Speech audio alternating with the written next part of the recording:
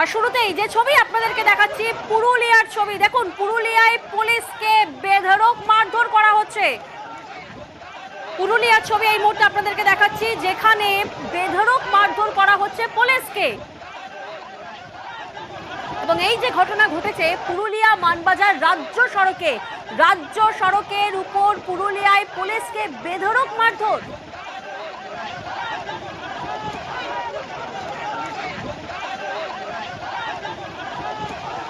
দেখুন ছবিটা দেখুন আগে, যেখানে পুলিশকে মারধর করা হচ্ছে। প্রতিনিধি ইন্দ্রজিৎ এই মুহূর্তে আমাদের সঙ্গে রয়েছেন। ইন্দ্রজিৎ, ছবিতে স্পষ্ট দেখা যাচ্ছে যে পুলিশকে বেধড়ক মারধর করা হচ্ছে, কিন্তু কেন? দেখো প্রিয়াঙ্কা, একেবারে গরু চড়ানোকে কেন্দ্র করে গ্রামবাসীদের সাথে এক মহিলার গন্ডগোল শুরু হয় এবং এই গন্ডগোল ঝামেলা যখনই খুব বড় আকার ধারণ করে তখনই পুলিশ ঘটনাস্থলে আসে এবং মানবাজার থানার পুলিশ এসে পরিস্থিতি সামাল দিতে গেলেই পুলিশের উপর চড়াও হয় স্থানীয়রা এবং মারপিট শুরু হয়ে যায়। কার্যত ধস্তাধস্তি, একেবারে ইউনিফর্ম করে পুলিশ রয়েছে, পুলিশের গাড়ি রয়েছে এবং উত্তেজিত জনতা বা উত্তেজিত মানুষ যারা গরু চড়াচ্ছিল তাদের সাথে বচসা শুরু হয়, ঝামেলা হয়, আহত হয় এক পুলিশ কর্মী এবং এরপরেই আরো পুলিশ মোতায়েন করা হয় সেখানে এবং সেই পরিস্থিতি সামাল দিতে একেবারে হিমশিম খেতে হয় পুলিশকে। সাধারণ যারা গন্ডগোলের মধ্যে জড়িয়ে পড়েছিল তাদের যখন বাধা দিতে যায় তখনই এই গন্ডগোল এবং এই গন্ডগোলের ছেড়ে একটা উত্তেজনা ছড়ায় এবং বেশ কয়েকজনকে আটক করেছে বলে আমরা জানতে পেরেছি। গ্রামবাসীদের সাথে বিক্ষোভ চলছিল দীর্ঘক্ষণ এবং যেভাবে একবারে পুলিশ রাস্তায় যেভাবে পুলিশের উপর হামলা চালায় গ্রামবাসীরা, পাশাপাশি গ্রামবাসীদেরও অভিযোগ যে বিনা দোষে পুলিশ এসে কিছু না শুনে আমাদের উপরে চড়াও হয়, ফলে স্বাভাবিকভাবে উভয় পক্ষের অভিযোগ, কিন্তু পুলিশ আহত হয় এক পুলিশ অফিসার মানবাজার থানা। প্রিয়াঙ্কা, অর্থাৎ মানবাজার থানার একজন পুলিশ অফিসার তিনি আহত হন, আর অন্যদিকে পুলিশ থামাতে গেলে এই বচসা ধস্তাধস্তি থামাতে গেলে বেধড়ক মারধর করা হয়।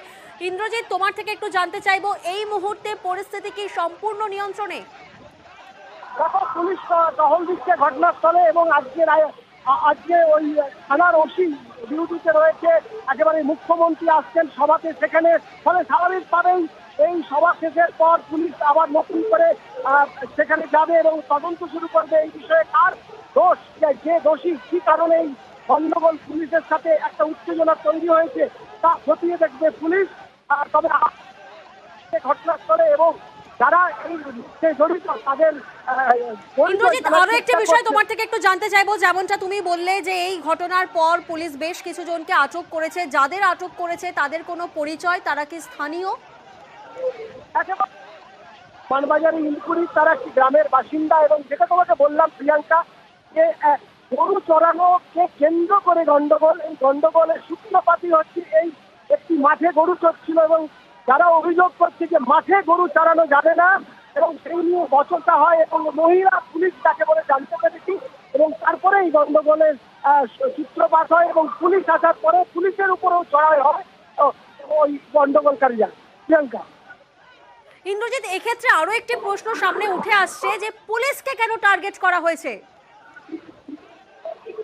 দেখো, উত্তেজিত জনতা যারা রয়েছিল তাদের যে বক্তব্য, তাদের একটাই বক্তব্য যে উভয় পক্ষের সাথে কথা না বলে, কথা না শুনে পুলিশ একেবারে তাদের উপর চড়াও হয় এবং তাদের ধমক দিতে শুরু করে বলে তারা অভিযোগ করে এবং পাল্টা অভিযোগ করে